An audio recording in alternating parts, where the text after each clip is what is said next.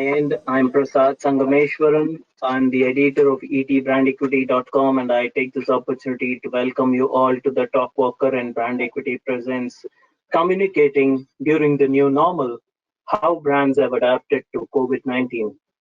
As all of you know, the outbreak of COVID-19 has taken the world by surprise. None of us have, you know, still got a clear vision, however much we claim about the ultimate impact that all of this is going to have on businesses and brands. For brand leaders, it raises a string of concerns, like how they can respond to these changing situations. What are the activities that they must execute to protect brand value? How they must strategize their communication and address the crisis. Also, what more can the brands do to steer the situation?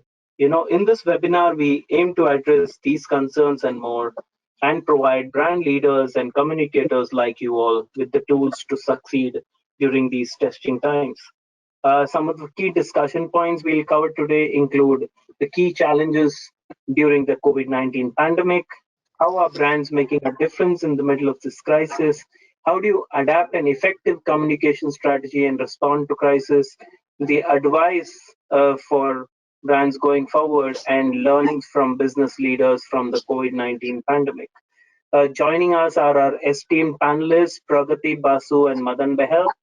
If I may start with the introduction of the lady first. Pragati Basu is a senior digital communications officer at Topwalker, responsible for India and Netherlands. Pragati Basu has had several years of experience in digital marketing. She's an inbound marketing professional at uh, Topwalker. She's a digital native, and she currently works for Topwalker in Luxembourg, where she thrives on lead generation, storytelling, and connecting brands to their target audience. Our other esteemed panelist is Madan Behel, Managing Director at Factors PR, who needs little introduction to most of us here. But nevertheless, I may say that in November 2017, the International Communications Consultancy Organization, ICCO, inducted Mr. Behel into its Hall of Fame. The Holmes report in January 2016 has named Mr. Madan Behel as one of the 16 people from the international marketing, communications, and public relations industries who are poised to make waves in that year, and he continues to make waves even in 2020. So, PR Week 2 has been including Mr. Behel in its Power Book for the last 6 years running, if I may say so. In 2013, Mr. Behel was recognized for individual outstanding achievement in Asia Pacific by the Holmes report. Ad Factors under his leadership has won multiple accolades, including PR Week South Asia Agency of the Year for 2 consecutive years in 2015 and 16.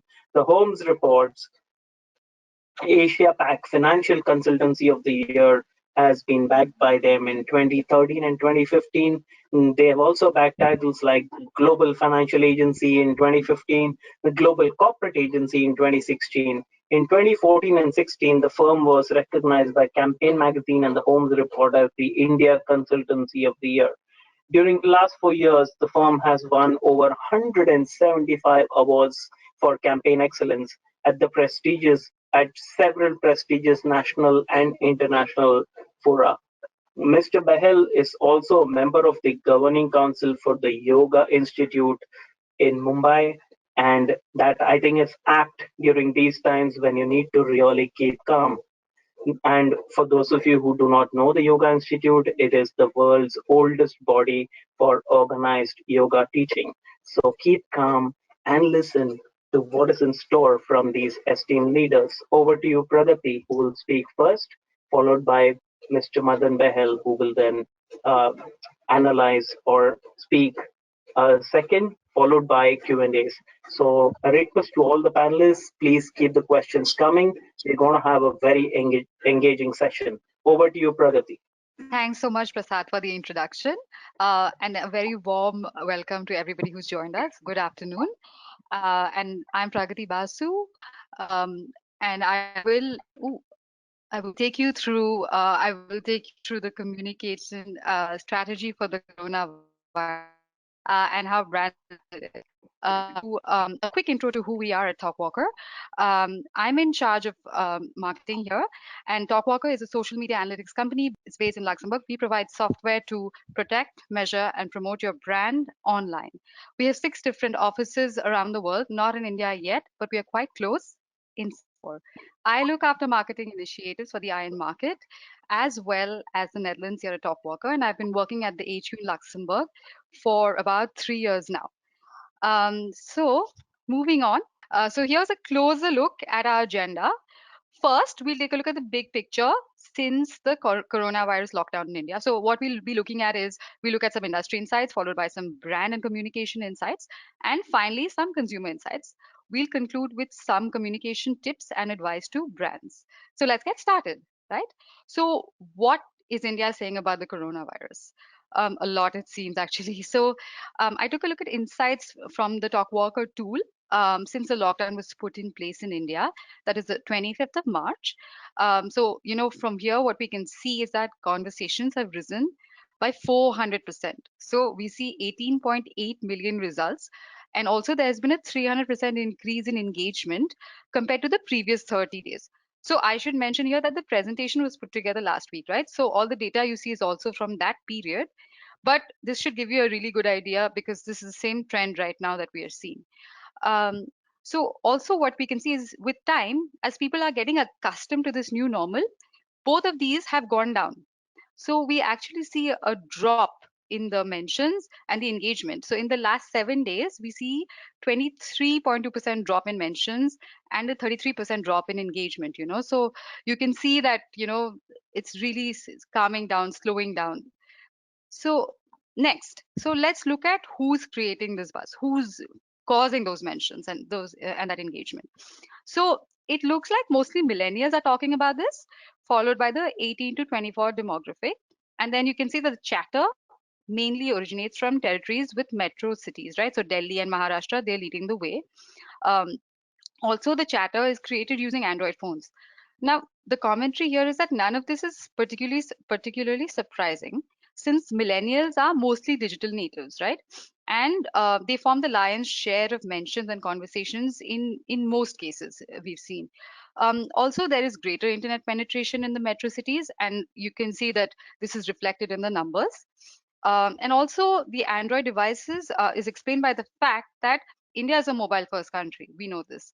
So, this we can see in the fact that Android devices are the biggest group of devices used to create the buzz.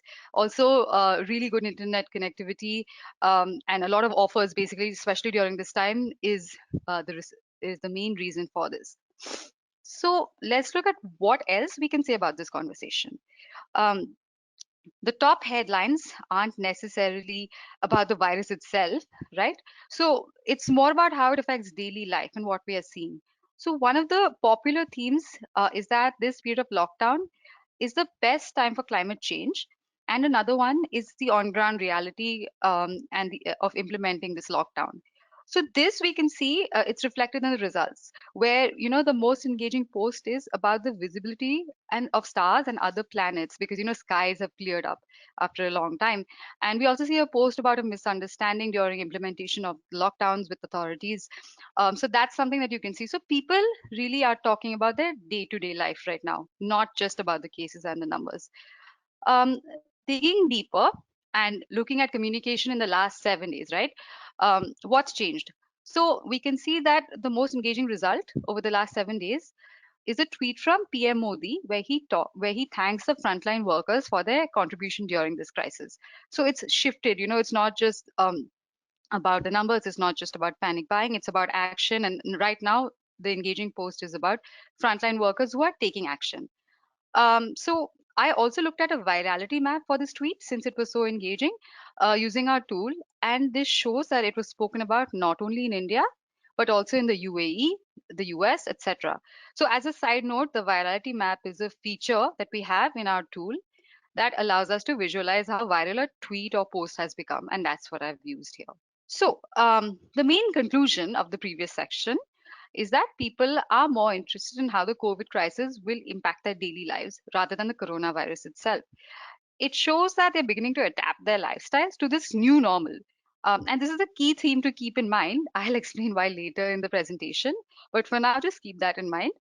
And let's look at how some industries were affected by this crisis, right? Starting with finance and insurance. So the finance and insurance industries, they're having a tough time right now. They're among the worst hit by this crisis. So I decided to take a closer look. So at a glance, we can see that there has been a 79% drop in net sentiment for this industry since the beginning of this lockdown. So that's like huge. I have not seen such numbers before. Um, some of the main themes of the conversation around finance are the impending crisis, the global economy, and the global impact. So, this is basically what is responsible for the big drop in net sentiment. As we know, there have been predictions of a recession after this period. And this is actually reiterated in the world of conversational intelligence and social data, as we can see. And then the second industry that I would like to highlight here is the hospitality industry. So there is a strong negative sentiment associated as well with this, and you can see that there has been a 72% drop in net sentiment also since lockdown was implemented. So what are the main reasons for this drop? So I looked at the word cloud. And we can see that the government imposed lockdown, and obviously the lack of transport services is like a huge part of this, especially railways. So you can see that if you look at the cloud carefully, you'll see trains and railways, they have many mentions here. And also a large number of cancellations, refunds, and the associated processes could be a major reason for this drop as well. So moving on, now let's take a look at how some brands have been affected by this crisis, and as well as how some of them have actually been able to stand out with their exemplary response to this situation. So what I did is I ran a search with some of India's top brands in order to see the conversation themes around them. And here you can see the results. So let's look at some that stand out. So SpiceJet and Wipro are dominating this conversation. SpiceJet, because it's been helping get migrant workers home, as well as transporting medical supplies and goods in this crisis. So that's obviously quite useful and resourceful at this moment. And it's why people are talking about them.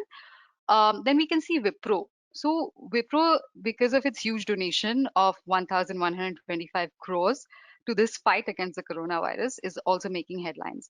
And then some other brands that we can see prominently here are, so there's the Tata Trust. Again, this is also to do with the donation of 500 crores.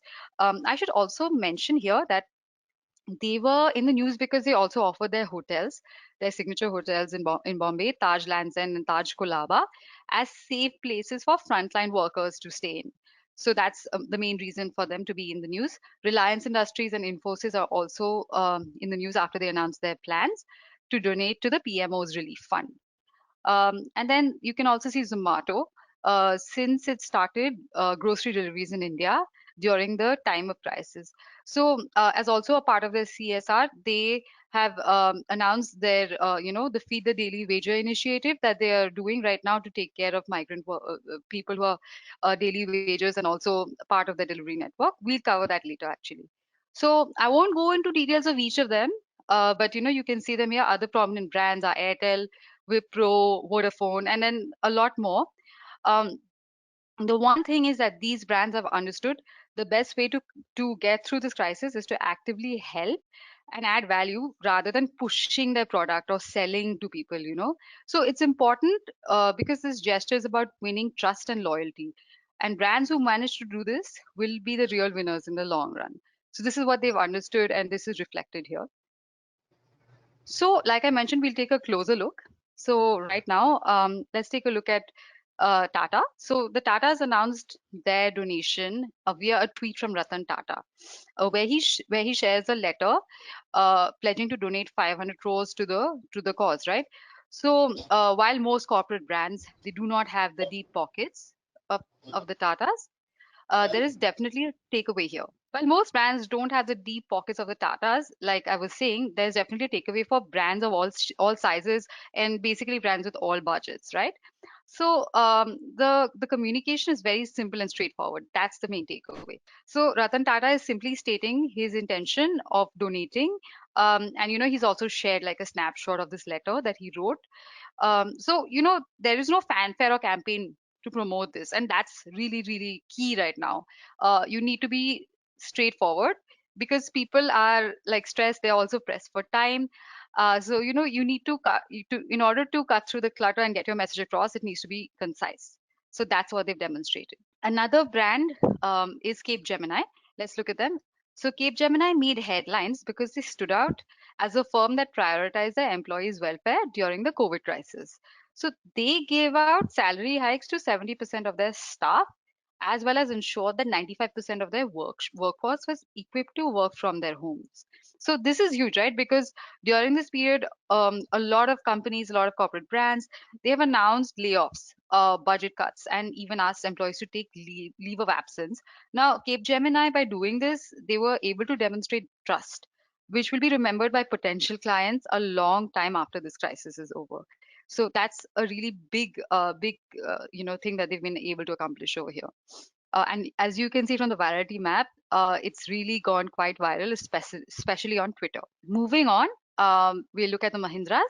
So, after receiving an email from a retired journalist suggesting that they serve meals on banana leaf plates at their canteens, Anand Mahindra decided to implement this in order to help struggling banana farmers during this time of distress. And then additionally, we've all read that the Mahindras are also working on producing ventilators and equipment to help combat this crisis. So this positions the brand as both innovative and they're also human. You can see this. They've also demonstrated here that they can add value rather than promote products during this time, and that they're quite agile, which is obviously what you would want on your side as a consumer as well. A brand that can adapt quite easily. And then going to Zomato, like I mentioned, Zomato's Dipinder Goyal, in a viral tweet as well, he announced their plans to launch a COVID relief fund for migrant workers. It's called Feed the Daily Wager. Now, by doing this, Zomato has shown deep empathy. They've acknowledged that without their delivery network, their business would not function as normal, and they owe a large part of their ability to function on a daily basis, to this segment of the population, and they're taking care of them. They've also announced that they aim to replenish any lost income due to the COVID crisis for their delivery partners. So that's huge, right? Like they look like people that are, really human, and they take care of not just their customers, their ecosystem, the entire ecosystem that they've put together, which wins brand love in the long run. And that's obviously what every brand wants to achieve, right? And the last brand that I would like to look at is Parle G. So this, I think everybody's familiar with this brand. They have been a household name for many, many years, and a companion to more cups of steaming hot tea than we can count. So, what did they do? So, Parle G has pledged to donate 3 crore packets of biscuits to those in need.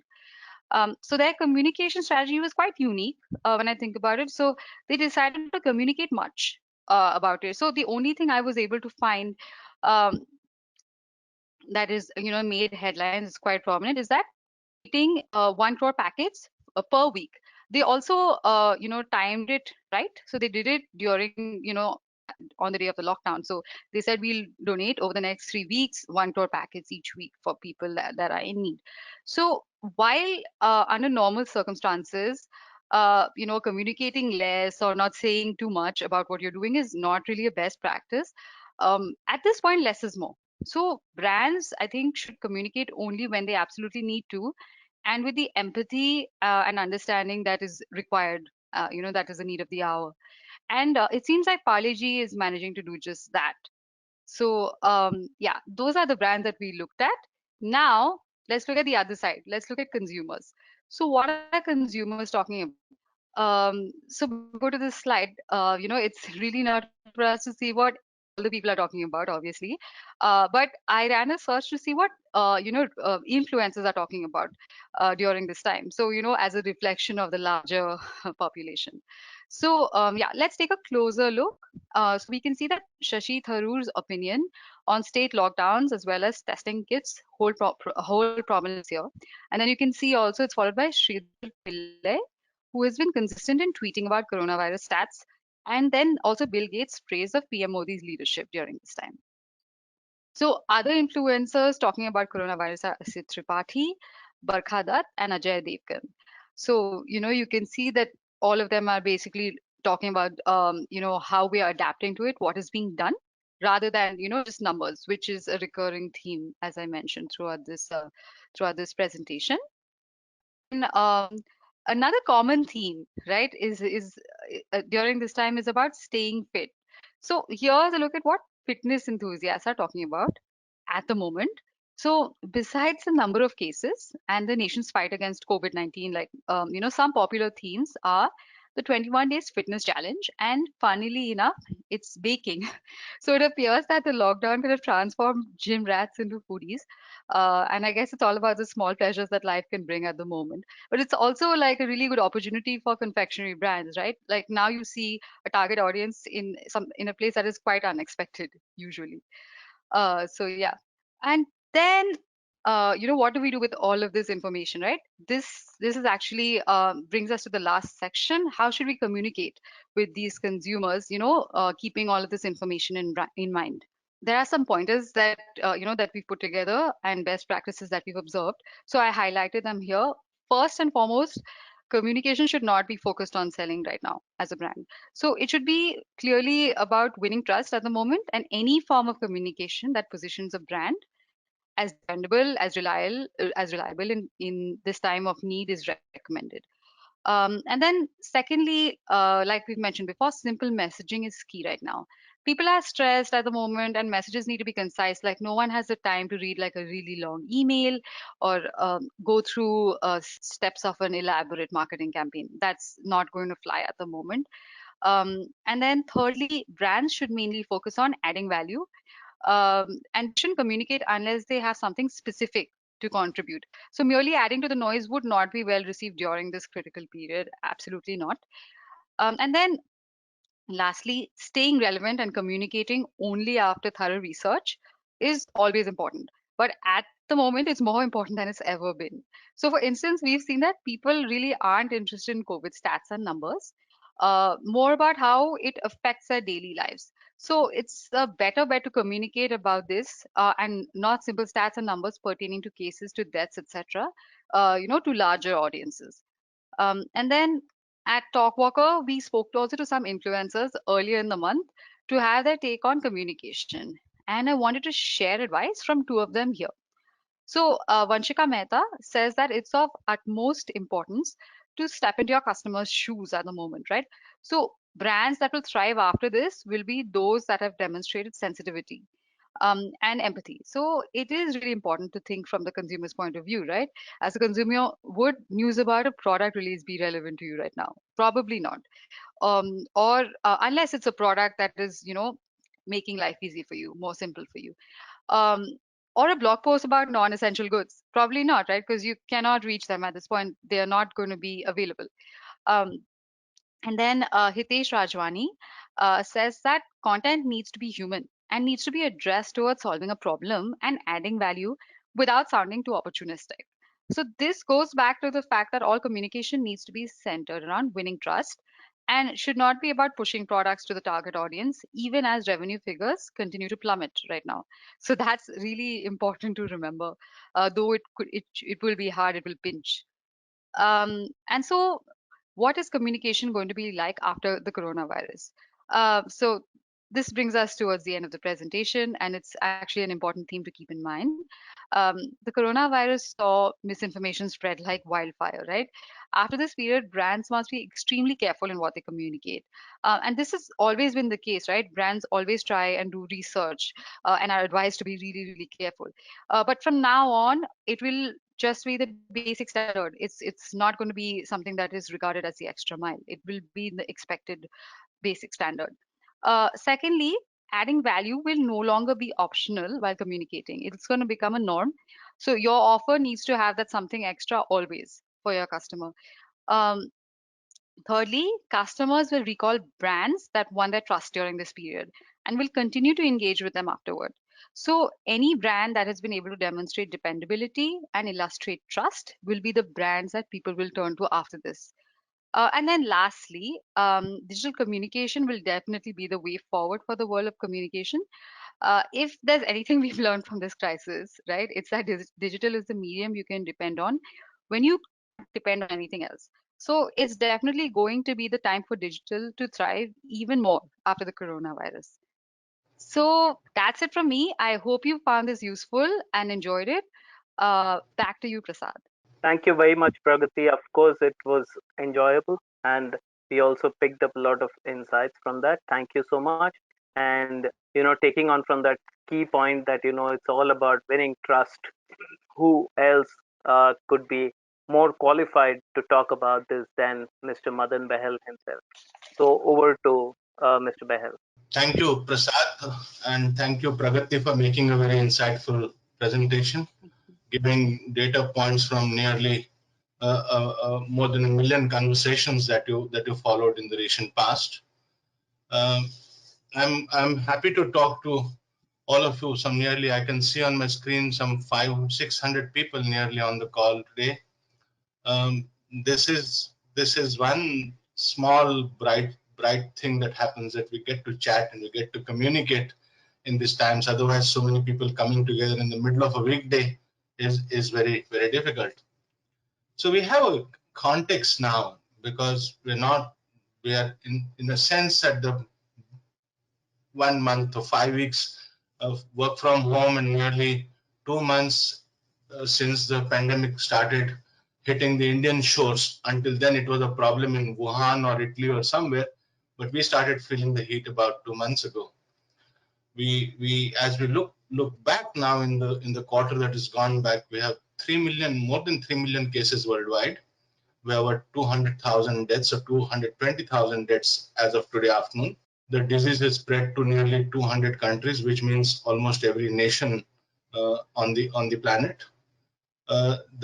The important thing is this the beginning? Is this the end? Are we halfway?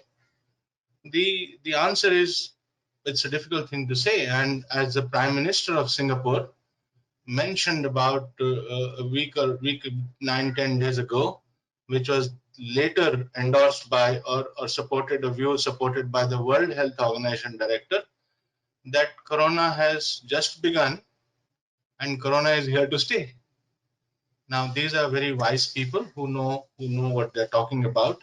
And if we take that view, that it is a beginning and it is here to stay, then, well, it's serious food for thought for all of us on this call, as communicators or marketers or consultants, that what does it imply for all of us? Uh, the solution at best, I think, is, as you all know, is about 16 months away. There is a lot of talk about some cure coming in, hydroxyquinoline working out, but 2 days later somebody comes and says that's not correct. Then plasma therapy comes in and somebody comes and says, oh, that's risky. Then we have something else. Now there's a talk that the vaccine should be available in 5 to 6 months. Well, let's be very optimistic and let's be very hopeful, but one must keep in context that the fastest vaccine that was produced in the world, as a world record, the last world record is for the mumps vaccine that took 4 years to make. Even when you make the vaccine, it takes about a long time to produce 3 billion vials or 3.5 billion vials just to inject half the planet. So we are in for it for the long haul, and we don't know how it will unfold. In this period that's gone by, these 2 months or 3 months, depending on which country you're in, we have seen an unprecedented crisis, and it's not just a healthcare crisis. As we know, there is an increasing narrative about the hunger deaths will be more than the corona deaths as a result of this. We're going to see a healthcare crisis. We're going to see an economic crisis. The many things will be disrupted, including the global food supply chain. And Africa is clearly a continent that should be very worried, or we all should be worried about them. There's a leadership crisis. I mean, if you watch television like CNN or BBC, you find that there is a president who God knows what he's talking about, and then somebody comes as a governor and he contradicts him. The governor is replaced by another governor who contradicts him, and the mayor comes from another city and says, "Well, the governor was not right." So we are seeing a massive amount of polarization in the world, whether it is around hyper nationalism, whether it is around, we can be sure that the geopolitics of the world will change. The impact of this, as everyone will say, and everyone is saying, that society will not be the same again. We would have moved, and the world would maybe be known as, like we call the BC and AD. It will now be BC would mean before COVID and maybe after COVID. So the calendar terminology itself might undergo a change. And while this is happening, there is simultaneous destruction of demand, of supply, of trust, and perhaps even of faith. So we are into a situation like never before. This paradigm, therefore, if we now kind of pull back and say, well, what does it mean for business? Because we all represent business and we are reputation custodians of business. Maybe an NGO sometimes, maybe a government body sometime, or an institution sometime. But what does this crisis mean for all of us? So again, I think we have a new kind of a risk paradigm, business risk paradigm that we are seeing. We will see many new kinds of risks which are simultaneously surfacing. Will be loss of revenue, loss of demand, loss of markets, loss of supply chains, loss of finance, loss of raw material. The material may come in the ship, but the port is not downloading. All kinds of things are happening, and perhaps will happen even more. When these things happen, business will have to take inevitable actions, and those actions will represent a new set of risks. We will have situations where we are sometimes unable to fulfill, let's say, our contractual obligations to our employees sometimes. And every day we are reading news. Many of them are not making news, but it's all over. We will see income reduction. We will see vendors not being paid in time. We'll see suppliers not being paid in time. We'll see that we as businesses may seek moratoriums for the money that we ought to pay to the banks. So we are going to see a tremendous amount of these things happen, and when each of these things happen, it is a business risk that finally translates into reputation risks. Because what is a reputation risk? The reputation risk is the mother of all business risks. Any business risk finally has some fallout into reputation. There's going to be like a tsunami of reputation risks. We are going to see the whales come more frequently, more ferocious, taller, higher, and rapid movements of these risks, and how we as communicators, you as CCOs or CMOs or agency side people or brand custodians, how we face up to this is a matter of, are we prepared? Is the corporate world prepared? Is our business prepared? If you make a candid assessment, the answer may be yes, we have done some thinking, but we are not quite that prepared, because we don't even understand really what is in store. And there's a possibility that most of us as businesses or as individuals have done a very kind of a elementary level of risk assessment. We're talking about work from home, keep the cash flow for 3 months flowing. When do we start our plant? When will this get over? But if this thing gets ugly, as it well might, the question would be, is our supply chain disrupted? Is our food supply chain disrupted? Is our energy supply chain disrupted? Healthcare is overwhelmed. Will our banking system get overwhelmed? Many of these possibilities are real possibilities, and businesses, particularly large businesses, must I think do well into making a fresh assessment almost every few days on how the situation is escalating and what the secondary and tertiary impacts of this kind of a crisis can be.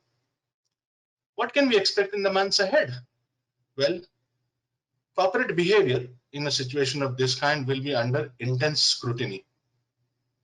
The smallest act of indiscretion, you might call it opportunism, you might call him some bragging, some show off, somebody just holding to stocks, not releasing, or seeking a price revision when price is not possible, doing something insensitively like letting people go without taking them into confidence, without the empathy and compassion that is required.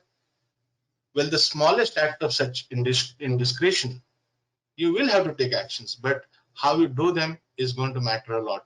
So one is the action itself. The second is how you communicate that action. Why will this be so particularly with the business? Because business is a powerful constituent of society.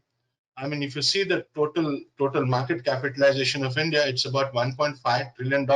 It was 2 trillion just about a couple of months ago.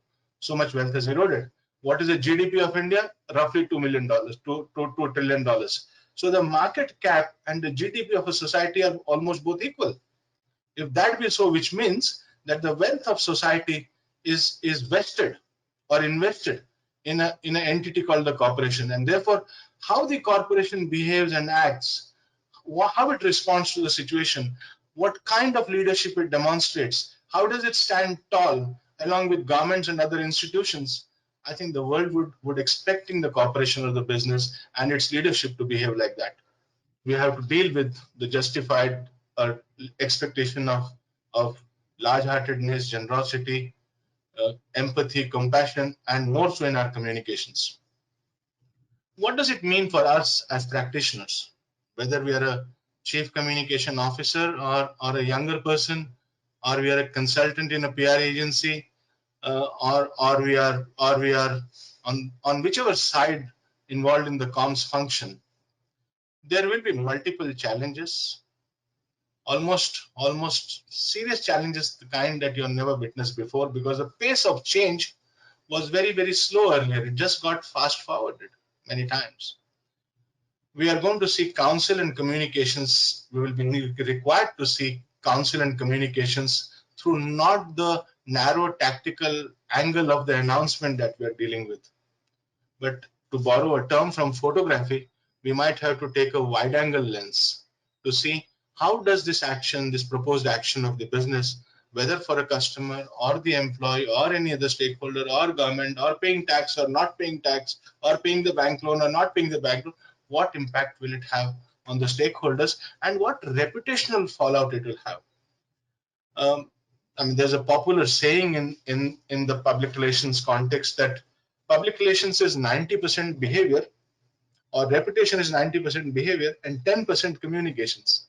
So as public relations consultants, internal to the organization or external, we got to move away from simply communication as the be all and end all to corporate behavior, because that is under scrutiny. And how we advise our boardrooms, how we advise, we must finally get a seat on the table to say, yes, I am now critical, and the board must realize that you are now critical, or we are now critical, to help them guide the potential impact or fallout of their actions, and how should we get integrated with the organization's policy making process. A whole new toolkit will emerge, whether it is digital. Of course, digital will be there. You will have to integrate technology into it. You will have to integrate analytics into it. Consultancy will become the new norm. Consultancy will not be only the senior people or only the MD of the company or vice president will consult and the others will only do tactical stuff.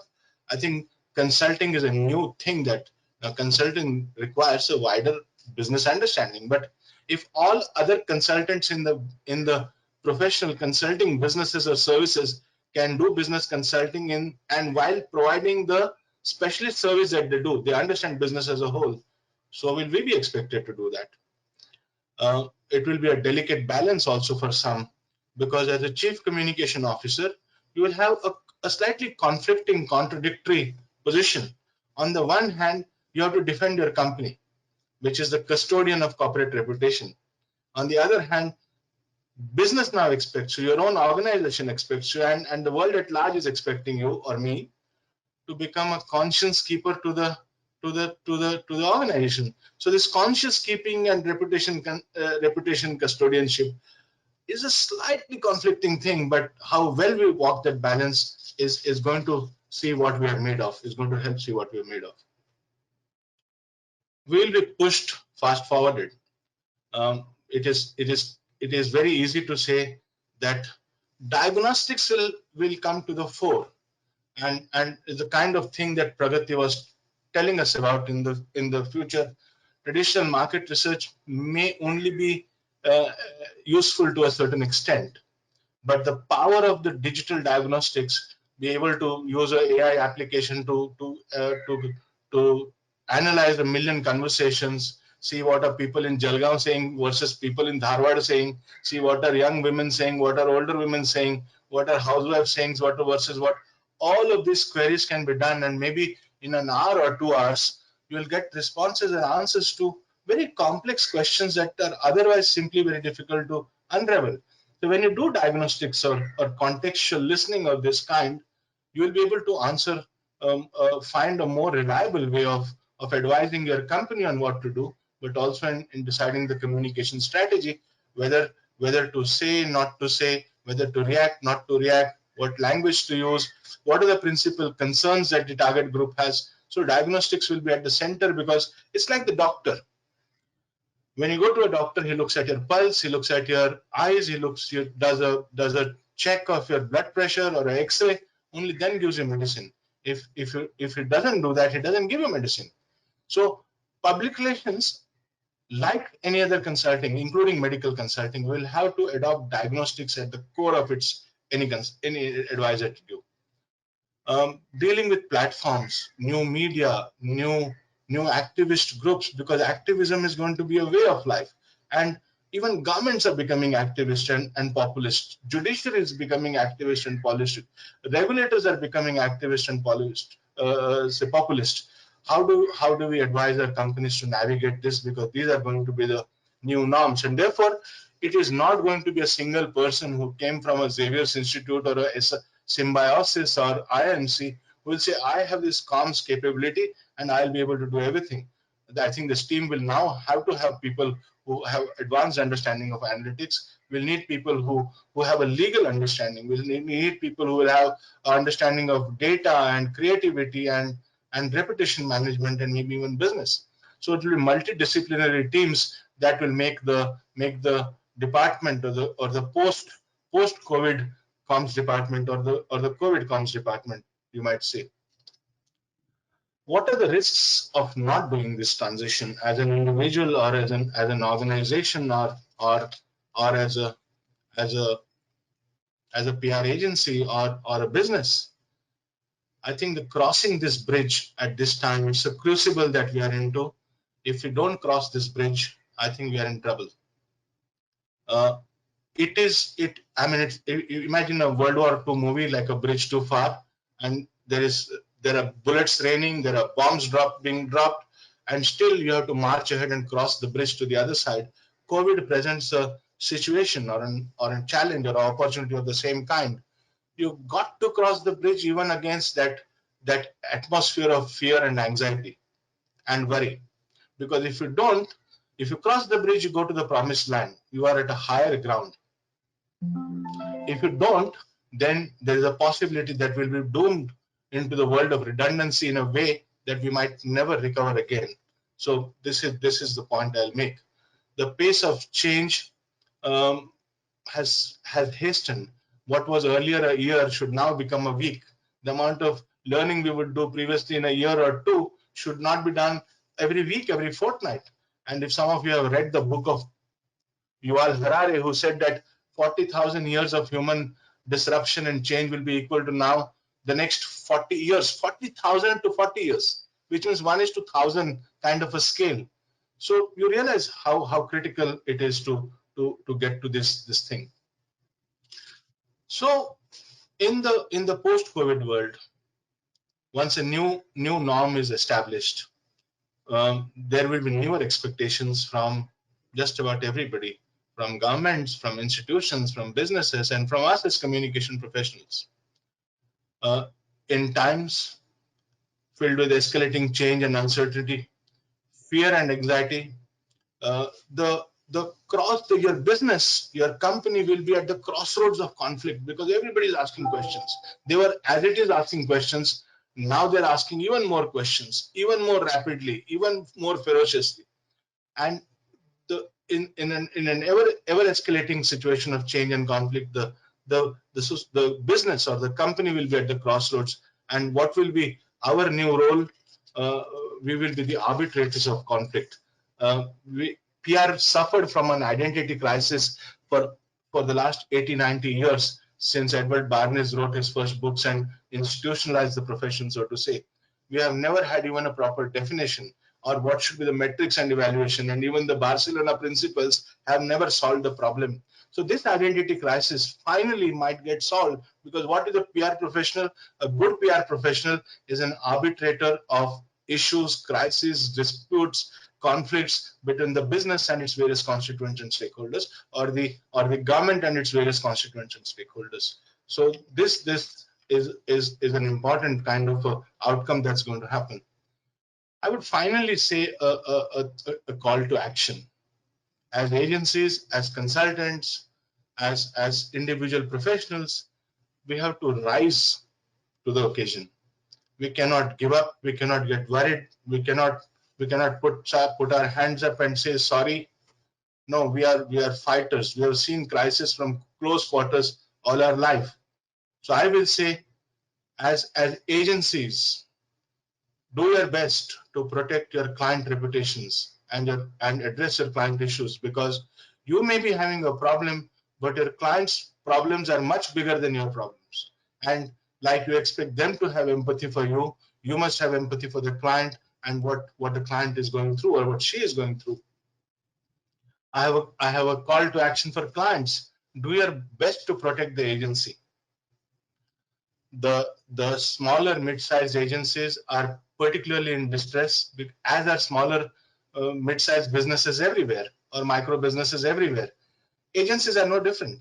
And if you, as larger partner or the more formidable partner in that relationship, say yes, like I'm going to protect my staff, I'm going to protect my agency and its staff also, I think it's an act that the agency world and we will never forget. To the industry bodies, I would like to say that go and champion the cause of the smaller and mid-sized agencies. The larger agency, the network-owned agency is, I think, cared for, looked after. You have billions of dollars of valuation somewhere in the world. You can tide. But what about the smaller agency, the mid-sized agency?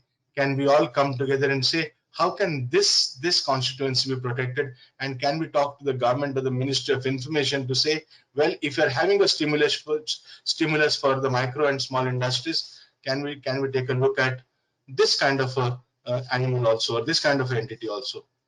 Finally, there is a very, very significant constituent of our existence, business, which is the media. The media is not only the Bennett and Coleman, which will survive this. It is not Hindustan Times or the Hindu group or the India Today group. I'm sure they will survive this. They will be under some difficulty. There will be some difficult decisions, but they will survive. But what about the marginal publication? What about the smaller newspaper, the district level newspaper? There are thousands of them.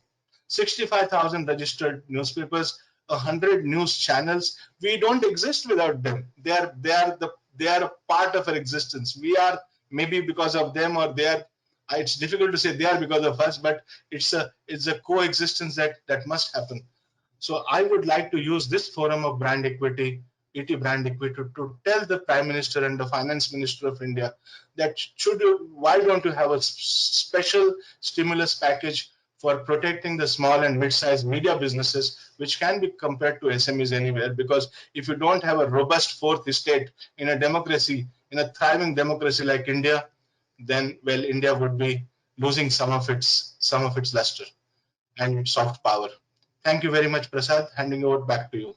Very much, Madan. It was a very inspiring talk. And one of the connecting threads that I could see between what Pragati mentioned earlier and what you spoke about was that, communication in the post-COVID era, less would be more. I think both of you touched upon this point, and with this connecting thread, I would like to straight away move to questions because we have quite a lot of them.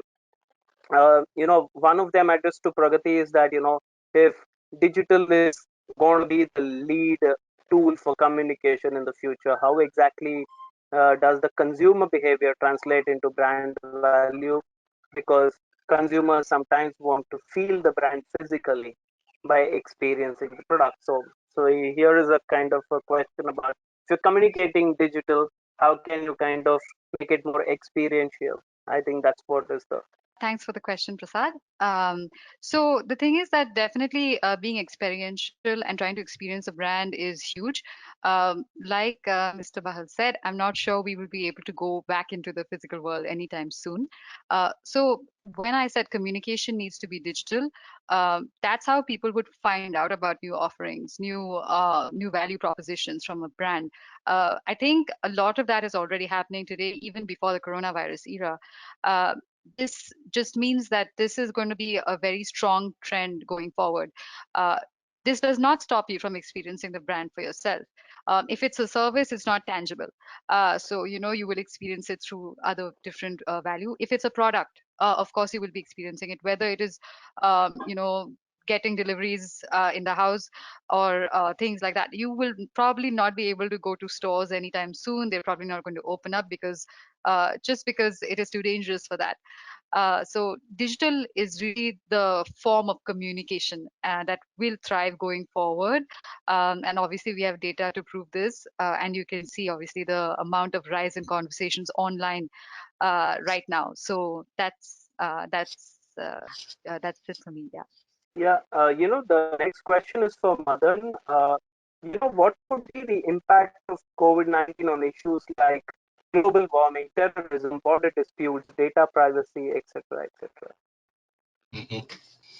I think there is, if you have been watching television and the lighter side of television in Pragati, the please last few feel free months. to add. Yeah, So, Prasad, the yeah, we lighter can, we can. Please go on. television that we have been viewing is that waves are coming to our beaches and deers are roaming around in things. We have seen a side of nature like the skyline getting more clearer. And I read a report somewhere saying that the hole in the ozone layer over Alaska is healed a little bit. So if COVID has had one impact, I think it's benign for the climate. So, but I think the two issues will be two parallel issues going forward.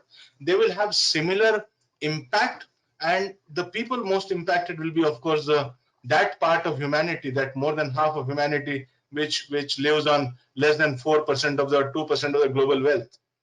Whether the climate change impact or the COVID impact, those will be the people who need to be protected. And to that extent, the government of India has been wiser. It has been slow in coming for its responses to big business or business in general, but the marginal individual, whether a farmer or a contract worker or a laborer, has been given some ration, some money, some gas, and they've kept his life going. So there will be huge impact of both. And while COVID situation may come under control, the climate change, the way societies are behaving and the richer societies are behaving, does not show any promise yet. And the way the politicians are behaving, I think the worst is yet to come. Okay, this is a question, and I don't know, either of you could take this. This is about, what is the future of event management in a post-COVID situation? Will it be relegated to digital platforms? See, the post-COVID era, it will not be the same again. In COVID and immediate after COVID, let's say a year of context of 1 year to 2 years, the event industry is pretty much um, destroyed is a very strong word, but is very badly impacted, so to say. We are not going to have 500 people weddings anytime soon, or 1,000 or 10,000 people weddings. We won't have large banquets. We won't have large dealer conferences as we did in the real, or product launch events where 50,000 people come into a stadium. None of this is happening anytime soon. So it is impacted, and the next best option, or sometimes a superior option, might be virtual events, and brands will do well to migrate to them quickly. Yeah, the next question, Pragati, do you want to add to it? I just wanted to say that I'm actually on the same page as Mr. Bahal because also we've been seeing that more and more virtual conferences, especially with respect to the brands, it's becoming a thing. And also, I think in order to recover from the losses that brands have experienced due to the COVID right now, they're going to have to take stuff offline, like Mr. Bahal said, up to a couple of years after, because obviously there will be a lot of like there has been a big setback. This is undoubtable. So I'm definitely aligned. I do think this will continue for some time. Okay, so there is a question on your presentations asking that was the sentiment analysis done on these findings, like the positives and the negatives? Yeah, so obviously we have a feature to do sentiment analysis, and that was enabled throughout for my findings. So that is definitely there. I don't have the number for the overall right now, but as you saw, I did have some industry-specific numbers, and specifically, maybe I can talk about the net sentiment so that people understand it better and how we do it. So we Yeah, so have an somebody has already asked the question about the net sentiment.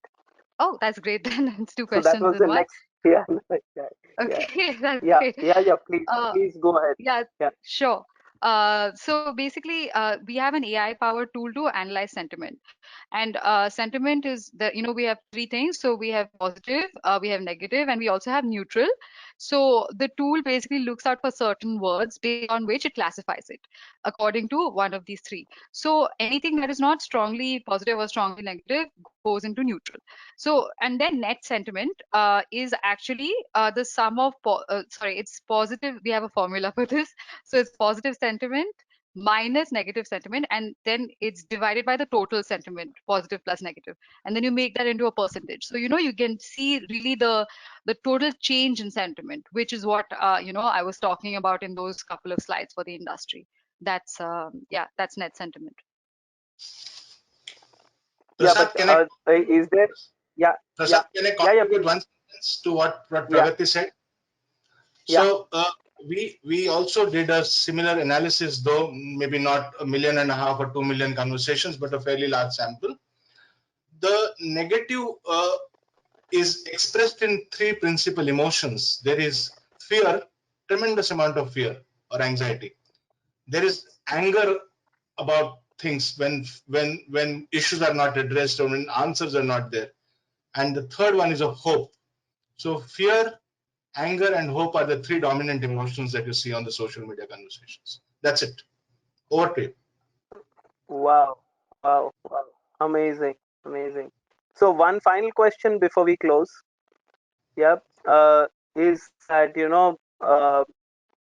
this is about when you said that businesses are under heavy scrutiny. Will the businesses that are more humane in their policies survive the future, or will it be the aggressive ones who will make the cut? I think this is directed towards Madan, but Pragati, feel free to begin. Okay.